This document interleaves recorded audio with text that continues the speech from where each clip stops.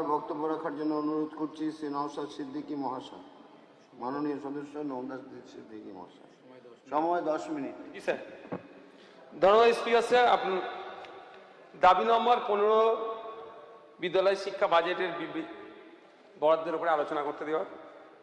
Sir, Deepak Barman sir যে বইটি দিয়েছেন সে বইয়ে মোট ব্যয় হিসাবে দেখানো হয়েছে 46,654 কোটি সামথিং।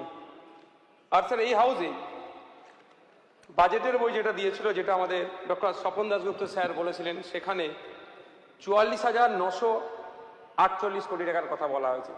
জানি না এই টাকার সংখ্যার হেরফের কিভাবে হলো। আমি আশা করব জবাব ভাষণে doctor Barman sir, Deepak Barman sir তিনি উত্তর দেবেন।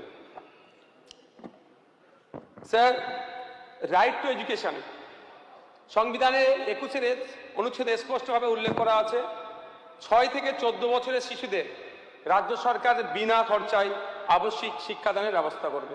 প্রশ্ন স্যার থেকে যায়, এই বিনামূল্যে শিক্ষা কতজন শিশু পাচ্ছে, বা বেসরকারি শিক্ষা প্রতিষ্ঠান থেকে কতজন শিক্ষা গ্রহণ করছে? এটা সরকারের কাছে একটা বড় চ্যালেঞ্জ। আমি এখনই বলবো না যে 1 বছরে এটাকে তারা তুলে নিয়ে আসতে পারবে, কিন্তু আগামী 2-3 বছরের মধ্যে অন্তত সরকারের পক্ষ থেকে এই ডেটাটা পাবলিশ করবে যে এখন সরকারি স্কুলে যে রাইট টু এডুকেশনের আন্ডারে যারা আছে তাদের এনরোলমেন্টের সংখ্যা কত, এবং আগামী 2-3 বছরের মধ্যে সেটা বেড়ে কোথায় পৌঁছেছে এটা তারা ঘোষণা করবে। স্যার, বিগত সরকারের আমলে শিক্ষা প্রতিষ্ঠানগুলো যেভাবে হায়ার এডুকেশনকে ধ্বংস করেছে, বুনিয়াদী শিক্ষাকে একইভাবে ধ্বংস করেছে, সেটা তথ্য দেখলেই বোঝা যাবে। স্যার, শুধুমাত্র প্রাইমারি স্কুল নয়, upper primary, junior school, junior high school বিভিন্ন সেক্টরের ভাগের স্কুলকে এরা কখনো শিক্ষক নিয়োগ না করে বা পরিকাঠামোগত উন্নতি না করে ধ্বংসের দিকে ঠেলে দিয়েছে। আমি স্যার এই হাউসে 28/11/2024 সালে একবার মেনশন করেছিলাম, পেপার পত্রিকার মাধ্যমে জানতে পারলাম যে স্কুলগুলিতে নিয়মিত কম্পোজিট গ্রান্ট প্রদান করা হচ্ছে না। আমি মাননীয় শিক্ষামন্ত্রীর কাছে মেনশন করেছিলাম, তারপরেও নিয়মিত কম্পোজিট গ্রান্ট প্রদান করেনি স্যার। স্যার, এই রাজ্যে প্রায় 25,000 স্কুল বন্ধ হয়েছে 2012 থেকে 5ই আগস্ট 2025-এর মধ্যে তথ্য বলছে। আমি অনুরোধ করব মাননীয় শিক্ষামন্ত্রীর কাছে, তিনি অবশ্যই যেন এই বন্ধ হয়ে যাওয়া স্কুলগুলি পুনরায় চালু করেন। শুধু তাই নয়, যে 49,000 প্রাথমিক স্কুল আছে সেই স্কুলে এনসিটির গাইডলাইন মেনে ছাত্র বা শিক্ষার্থীর অনুপাতে শিক্ষক নিয়োগ করা হোক, এ আমি দাবি জানব। স্যার, আমি আরো একটা কথা বলবো, 2017-এর পরে প্রথম প্রাইমারি টেট দেয় দীর্ঘদিন পরে 2022-এ। যারা প্রাইমারি টেট দিয়ে উত্তীর্ণ হলো এখনো পর্যন্ত তাদেরকে নির্দিষ্ট নিয়মের মধ্যে দিয়ে, অর্থাৎ ভাইবা নিয়ে তাদেরকে এখনো নিয়োগ দেওয়া হচ্ছে না। তাই আমি একদিকে স্কুলে শিক্ষক নয়, অপরদিকে শিক্ষিত বেকাররা বেকারত্বের জ্বালায় ভুগছে। মাননীয় শিক্ষামন্ত্রীর কাছে আমি আবেদন করব, এই টেট 2022-2023 যারা পাস করেছে নির্দিষ্ট নিয়মের মধ্যে থেকে তাদের দ্রুততার সাথে নিয়োগ করাও। স্যার, 29শে জানুয়ারি 2025 সালে একটি রিপোর্ট পাবলিশ হয়েছিল। সেই রিপোর্ট পাবলিশে পশ্চিমবাংলার শিক্ষা ব্যবস্থা, বিশেষ করে বুনিয়াদী শিক্ষাতে যে ঘুম ধরে গিয়েছে সেটা সেখানে উল্লেখ আছে। সেই রিপোর্টটি আমি আপনাদের পড়ে শোনাচ্ছি, এই হাউসে শোনাচ্ছি। স্যার, সেখানে 4র্থ শ্রেণীতে পড়া 5.2% পড়ুয়ারাই বাংলার অক্ষর জ্ঞানটুকু নাই। গতকাল এই সদনে মাননীয় মুখ্যমন্ত্রী বাংলায় কার্যক্রম চালাবার কথা বলেছেন, কিন্তু আমাদের রাজ্যে ক্লাস 3-র ছেলেরা 1 থেকে 9 পর্যন্ত সংখ্যা ছেড়ে না। শুধু তাই নয়, ক্লাস 4-এর 16.4% পড়ুয়ারা অক্ষর জ্ঞান পড়তে পারলেও তারা শব্দ পড়তে পারে না। এই দুরবস্থার মধ্যে দেশের আমাদের শিক্ষা ব্যবস্থা চলছে। স্যার, যদিও আশার আলো দেখছি, গত রবিবারে আমাদের শিক্ষামন্ত্রী একটি নিদান দিয়েছেন, একটি সমাবেশে গিয়ে প্রত্যেক বছরে অডিট হবে 3য় শ্রেণীর পড়ুয়াদের। যদি অডিটে কেউ ফেল করে, সেখানে যারা শিক্ষক আছে তাদের ঘাড়ে শাস্তির খাড়া নামতে পারে। সাথে সাথে এটাও তিনি বলেছেন, অডিটে যদি ভালো কোনো রেজাল্ট হয় সেই শিক্ষকদের তিনি তার দপ্তর থেকে পুরস্কৃত করবেন। তো আমি অনুরোধ করব শিক্ষামন্ত্রীর কাছে, শুধু ক্লাস 3 নয়, অডিটটা ক্লাস 1 থেকেই শুরু করা হোক। কারণ ক্লাস 1-এ যদি কেউ তার শিক্ষাতে ঘুম ধরে যায়, 3-তে এসে স্যার সেটাকে আর রেকটিফাই করা অনেক কষ্টকর হয়ে যাবে।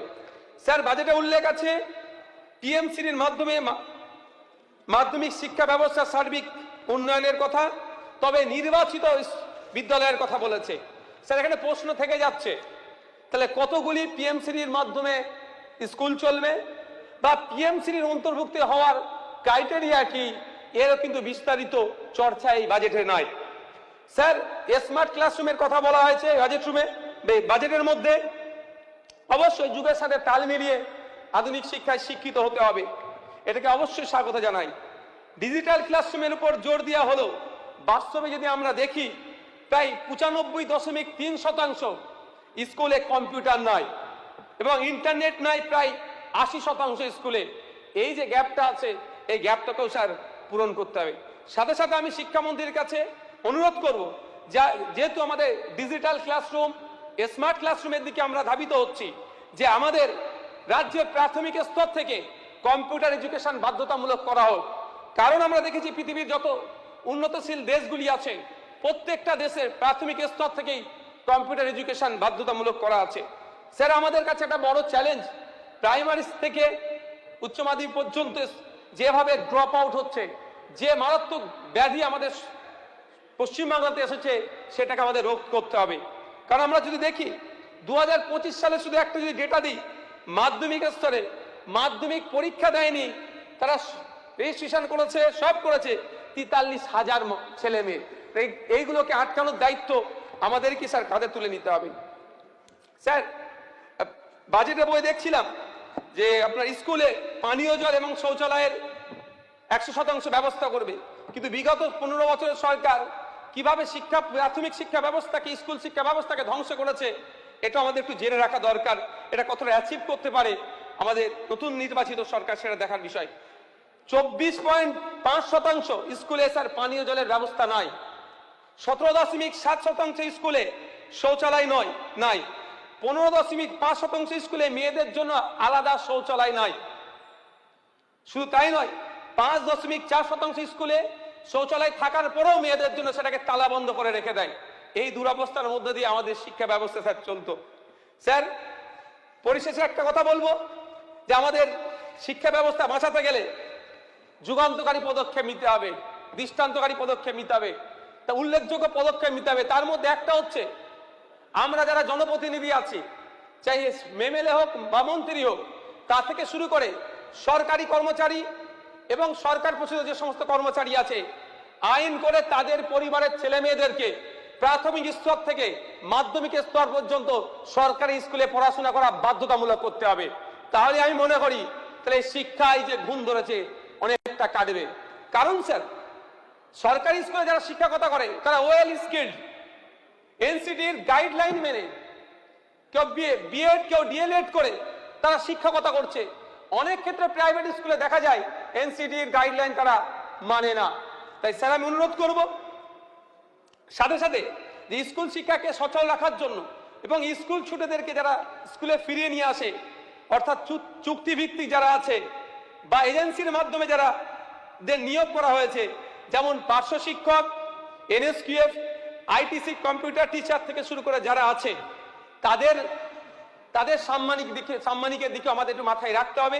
সমকাজে সমবেতনের ব্যাপারটা দেখতে হবে। স্যার এছাড়াও এনআইওএস যারা আছেন, সুপ্রিম কোর্টে অর্ডার থাকার পরেও বিগত সরকার তাদেরকে বিভিন্নভাবে ছলে কৌশলে তাদেরকে শিক্ষা প্রতিষ্ঠান থেকে দূরে রেখেছে। তারা স্যার বেকারত্বের জ্বালায় জ্বলছে। তাদের বেকারত্ব দূর করার জন্য এই এনআইওএস এর যারা আছেন তাদের সাথে তাদের বিষয়টা অগ্রাধিকার দিতে হবে। স্যার পরিশেষে বলবো, মিড ডে মিল পিএম পোষণ যোজনা যেটা হয়েছে, মিড ডে মিলের বরাদ্দ 6 টাকা 78 পয়সা থেকে বেড়ে 10 টাকা হয়েছে। অবশ্যই এটা ভালো দিক, এটা আমরা বারবার দাবি করে এসেছি। কিন্তু প্রশ্ন স্যার দুটো থেকে যায়। প্রথমত, সরকারি প্রকল্প কিভাবে বেসরকারি সংস্থার মাধ্যমে চলছে, কোনো টেন্ডার ছাড়াই কোন পদ্ধতিতে চলছে, আশা করছি জবাবি ভাষণে মন্ত্রী মহাশয় দেবেন। আর দ্বিতীয়, প্রোটিনের ব্যাপারটা। স্যার প্রোটিন নিয়ে বলতে গেলে 15-20 মিনিট টাইম লেগে যাবে, আপনার পনিরে কতটা আছে, ডিমে কতটা আছে, ওই বিতর্কে না গিয়ে এতটুকু বলবো স্যার, এই মুহূর্তে অল্প টাকায় সব থেকে প্রোটিনযুক্ত খাদ্য হচ্ছে ডিম, সেটারও যাতে বিবেচনা করা হয়। স্যার ধন্যবাদ।